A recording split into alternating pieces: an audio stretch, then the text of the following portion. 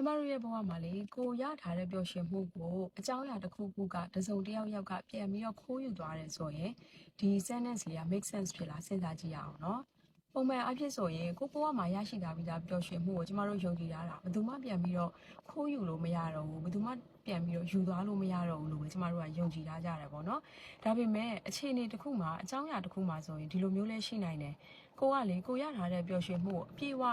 မခံစားသေးပဲနဲ့လေတခြားလူတစ်ယောက်နဲ့တွားပြီးတော့နှိုင်းယှဉ်မိတဲ့အချိန်မှာကြာရင်ကိုရထားတဲ့ပျော်ရွှင်မှုကလေတဖြည်းဖြည်းခိုးယူခြင်းခံရတယ်လို့ပဲဖြစ်သွားနိုင်တယ်။ပပျောက်သွားနိုင်တယ်ပေါ့နော်။ကိုကထားလိုက်ပါတော့အခုယာရုတိုးွားတယ်ဒါမှမဟုတ်ရင်စောင့်မိုးပဲအောင်တယ်။ Okay ယာရုတိုးတဲ့ case ကိုပဲတစ်ချက်ကျမတို့စဉ်းစားကြည့်ရအောင်။ယာရုတိုးွားတယ်ဆိုတဲ့အချိန်မှာကိုကတော့ပျော်နေတယ်။ပျော်နေရင်းနဲ့တစ်ချက်စိတ်လေးရပေါ့နော်မကောင်းတဲ့စိတ်လေးပဲတစ်ချက်ရောက်သွားပြီးတော့ကိုတက်ယာရု2ဆင့်3ဆင့်မြင့်တဲ့လူကဒီယာရုတစ်ခါထပ်တိုးသွားတယ်ဆိုရင်အော်ငါကြတော့သူ့လောက်ယာရုမတိုးသေးပါလားပေါ့နော်သူကမပျော်တော့ဘူးသူရလာတဲ့ဟာကိုသူကလုံးဝယူဘယ်လိုပြောမလဲ acknowledge မဖြစ်တော့ဘူးမပျော်တော့ဘူးပေါ့တိလားသူစိတ်တွေကအော်သူများဒီလောက်ရနေပြီ तू ကမရသေးဘူးဆိုပြီးတော့ तू ကမပြောတော့ဘူးခုနဆောင်းပွဲအောင်သွားတဲ့ကိစ္စမှာလည်းအဲ့လိုပဲကိုကဆောင်ပွဲအောင်သွားတယ်ဆိုပြီးတော့ပျော်ရမယ့်ဆောင်အော်သူတို့လည်းတော့ဘလို့အောင်ခဲ့တာလေငါကတော့ဒီလိုပဲအောင်တယ်ဆိုပြီးတော့အဲ့လိုမျိုးတွေကျမတို့ဘဝမှာသားပြီးတော့နှိုင်းယှဉ်နေလို့မရဘူးလူတိုင်းကလည်းတာစထွက်တဲ့အချိန်မတူကြဘူးအဲ့တော့ကျမတို့ရရှိနိုင်တဲ့ achievement တွေပြီးတော့ဝင်ရမယ့်ပန်းတိုင်တွေလည်းမတူကြဘူးကိုဘဝနဲ့ကိုပဲအဲ့လိုမျိုးတွားပြီးတော့နှိုင်းယှဉ်လိုက်တဲ့အခါမှာကျမတို့ရရှိထားတဲ့ပျော်ရွှင်မှုတွေကလေပြင်စဉ်းစားကြည့်ဒီပျော်ရွှင်မှုရခဲ့အောင်တော့ကိုကဘယ်လောက်တောင်မှကြိုးစားခဲ့ရလဲ